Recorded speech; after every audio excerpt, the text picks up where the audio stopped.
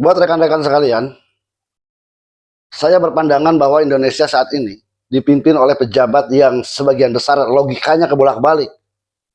Ada dua kemungkinan. Yang pertama memang bebal pemikirannya, otaknya. Yang kedua, aji mumpung dengan jabatan. Kenapa saya bilang kebolak-balik logikanya? Ini salah satu contoh. Nah, kemudian ini barangkali yang perlu dijelaskan kepada Ibu Bapak sekalian terkait dengan status kepegawaian Badan Gizi Nasional untuk 3 komponen pegawai Badan Gizi Nasional di setiap SPG. Jadi kami sudah melakukan rekrutmen dan tes untuk pegawai pemerintah dengan perjanjian kerja tahap 1 sebanyak 2080 yang sudah menjadi ASN terhitung mulai tanggal 1 Juli 2025. Dan kemudian pada tahap 2 kami sudah melakukan seleksi sebanyak 32.000, di mana yang 31.250 itu khusus, itu adalah seluruh kepala SPG yang dididik melalui Sarjana Penggerak Pembangunan Indonesia, dan kita buka untuk umum 750, di mana kemudian diisi oleh akuntan sebanyak 375 dan tenaga gizi 375. MBG ini adalah program yang baru seumur jagung, yang perlu analisa, perlu berjalan dengan beberapa evaluasi. Kita tidak tahu seberapa lama ini akan bertahan, apakah akan langgeng, atau mungkin ada kebijakan lain nanti setelah ganti presiden. Kita semua belum tahu tentang MBG ini. Anggaran jor-joran, pangkas sana, pangkas sini, ambil sana, ambil sini untuk program MBG, bikin dapur segala. Setelah itu, pegawainya dijadikan ASN. Ini program yang baru seumur jagung. Pegawainya dijadikan ASN. Nah, si pejabat-pejabat ini, kayak yang tadi itu, punya otak atau tidak? Ini uang rakyat loh yang digunakan. Bukan uang pribadi.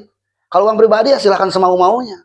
Tetapi kalau uang rakyat, maka harus menganalisa secara luas. Membaca seluruh rakyat Indonesia. Apa problema-problema yang terjadi di masyarakat? Apa hal-hal yang memiliki skala prioritas di masyarakat? Hal yang urgent, hal yang harus disegerakan, hal-hal yang saat ini ke belakang belum terselesaikan. Itu diperbaiki, sehingga dari hari ke hari, Indonesia ini semakin membaik. Pejabat-pejabat seperti itu membaca nggak? Guru, ada yang bekerja belasan tahun, bahkan puluhan tahun, nggak bisa jadi ASN, nggak lolos-lolos, nggak diterima-terima, nggak diangkat-angkat. No honor seumur hidup sampai pensiun.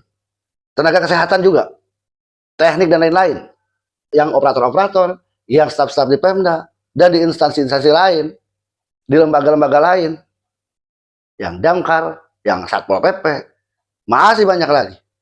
Ada kabar baik, diangkat, jadi P3K, statusnya paruh waktu, gajinya 300.000 loh sebulan. Sudah mengabdi belasan tahun, puluhan tahun, dikasih SK,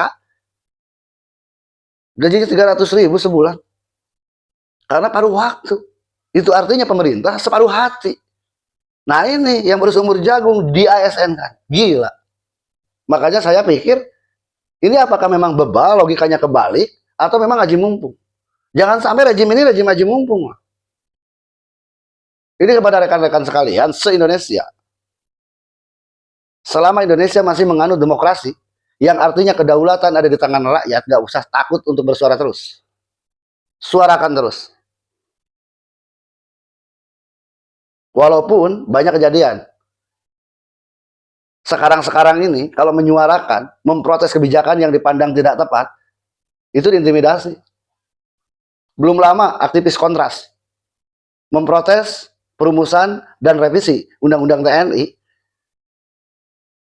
Nasibnya bagaimana? Disiram air keras. Pelakunya sudah ketangkap 4 orang. Tetapi jika itu bagian daripada perjuangan, ayo berjuang bersama. Anggota DPR Komisi 10 saja tidak didengar. Adiana Pitupulu dan lain-lain. Masyarakat biasa seperti saya, beberapa gelintir orang yang bersuara, apalagi. Jadi tidak ada satu hal yang bisa merubah keadaan Indonesia kalau bukan rakyat Indonesia. Jadi harus bersatu dan bersuara semua.